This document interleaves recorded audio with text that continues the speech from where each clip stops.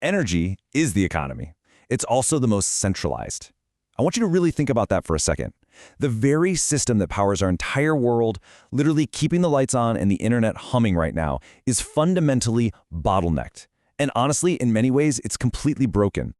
Welcome to The Explainer. I am so excited to guide you through today's topic. What we're going to do is strip away all the hype, all the crypto buzzwords, and find out how blockchain technology is actually being used, like right now, to fix our outdated 100-year-old energy grid. Okay, let's dive right into this. Here's our roadmap for today. We're taking a really logical journey, starting with the clash of physical grids and paper markets, exploring the reality of peer-to-peer energy, tracking green power, tokenizing carbon, and finally, looking at the pragmatic reality of the grid in 2035. Starting with Section 1, Physics versus Paper, the dual energy markets. So right now, energy actually consists of two parallel markets. And what's fascinating is that both are failing in their own highly unique ways. On one side, we have the physical grid. Now, this is governed by the absolute unforgiving laws of physics. It needs central control because supply must perfectly equal demand at all times to maintain a 60 Hz balance. If it doesn't, boom, we get blackouts. But then, on the other side, we have the paper market. Think of the multi-billion-dollar voluntary carbon offset market. And incredibly, literally, no joke, in the 21st century, this global system largely runs on editable PDFs and slow emails. It's wild. This leads to massive problems like opaque pricing, where brokers are taking 50% cuts, and double counting, where the exact same carbon offset is sold twice, just because siloed databases simply don't talk to each other. And if we look at that physical grid from a purely financial perspective, you realize it is a monopoly by design. Let's just do the math. Say you have solar panels on your roof and you make more power than you need at noon. By law, you have to sell it to the utility for, let's just say, 3 cents. Then at 7 p.m., you buy power back from them for 15 cents. The utility pockets that 12-cent spread. Your meter is essentially a one-way street, and without subsidies, the payback period for your rooftop solar gets stretched way out. Which brings us to Section 2, Peer-to-Peer Energy Reality, moving money, not electrons. You know, we've all heard the hype about this, right? Selling your excess solar directly to your neighbor. But let's investigate what that actually looks like in the real world. Back in 2016, the Brooklyn Microgrid project proved that neighbor-to-neighbor trading absolutely worked, from a tech standpoint. They used smart meters and a private ledger to let neighbors trade solar for 10 cents a kilowatt hour. The local utility, Con Ed, still physically delivered the power and took a fee. The technology was a total success, but it stopped. Why? Well, because the law says no. Regulations in places like New York, and actually in 48 U.S. states, essentially ban peer-to-peer energy trading just to protect the utility monopoly. So code moves fast, but the law moves incredibly slow. However, outside the U.S., companies like PowerLedger successfully operate this exact model in 11 countries today, like Australia and Thailand. Here's how it actually works step by step. Step 1, your smart meter securely signs your usage data. Step 2, an oracle, which don't let the word scare you, it's just a secure data feed, pushes that data onto the blockchain. Step 3, a smart contract, basically an automated self-executing agreement, matches your solar output with a buyer down the street. And Step 4, the transaction settles instantly in a stablecoin, like digital dollars.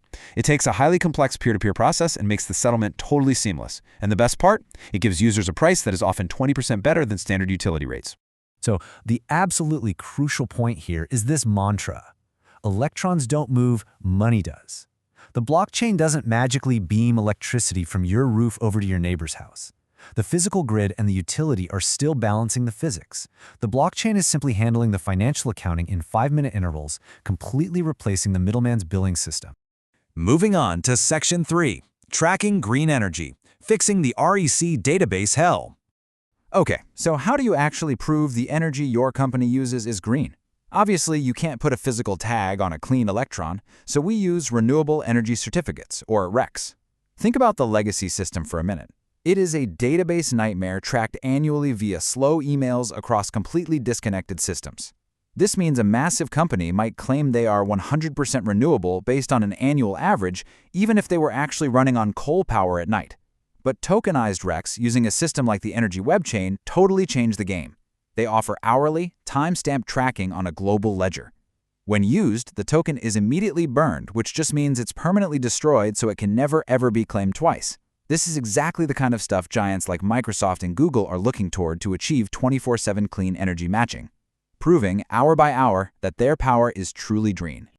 That takes us to Section 4, tokenizing carbon. Proof, not trust. We mentioned earlier that the voluntary carbon market is currently a $2 billion mess riddled with double counting and huge broker fees. Can a ledger fix this? Let's map out the wild ride of carbon tokens. In 2021, we saw a massively hyped boom. Organizations like KlimaDAO bought up 20 million tons of carbon, tokenized it, and caused a 10x price spike. But then, by 2022, the market crashed 99%. The problem was they were bridging low-quality, basically junk credits onto the blockchain. But here's the thing. The ledger actually made that poor quality totally transparent. This led to a pause, and now in 2024, we're seeing a really solid quality restart. Infrastructure builders like Token Protocol are partnering directly with major registries like Vera to ensure only high-quality, verified credits get tokenized. To understand why this matters, we have to look at how we actually eliminate that double counting. In the old system, retiring a credit meant an auditor sent an email. Pretty flimsy. In Web3, retiring a credit equals burning it. It is permanently cryptographically removed from circulation on a public ledger. So when a corporation like Salesforce buys a tokenized credit to offset emissions, literally anyone can click a link in their ESG report and publicly verify the burn themselves. Which brings us to a really vital reality check. Tokenizing doesn't plant a tree, but it stops double spend. I want to be clear, we aren't endorsing the carbon offsets themselves here. We are just explaining the accounting. Blockchain cannot make a physical tree grow in the Amazon, nor can it ensure that tree doesn't tragically burn down next year. But it absolutely forces transparent accounting. It fundamentally shifts the entire system from trust our PDF to here is verifiable cryptographic proof. And finally, Section 5, the 2035 grid reality, virtual power plants and AI. So what does all of this physically and legally look like 10 years from now? First off, let's burst a bubble. Utilities are not going to die. We need them to manage wires and fix storm outages. Physics demands a central operator, but their business model, that will shift. I want you to think of them like your internet service provider, your ISP. Just like your ISP doesn't care what website you visit, they just charge you a fee for the data pipe, future utilities are going to transition from energy monopolies into delivery platforms. You and your neighbors will trade the energy on a decentralized ledger, and the utility will simply take a fee for using their physical wires. And the killer app for this? It's actually already here.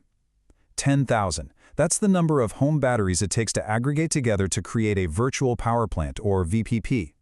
When the grid needs power, it doesn't need to fire up some dirty coal plant. It can pull from 10,000 home batteries simultaneously. The problem used to be, how on earth do you financially settle with 10,000 individual homeowners at once?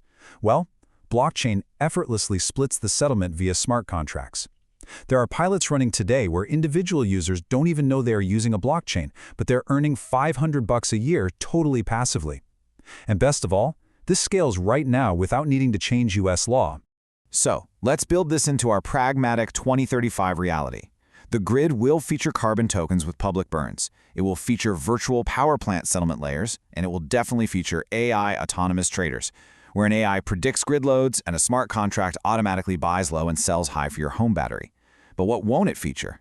Well, because of massive legal hurdles, we won't see widespread peer-to-peer trading in the US anytime soon.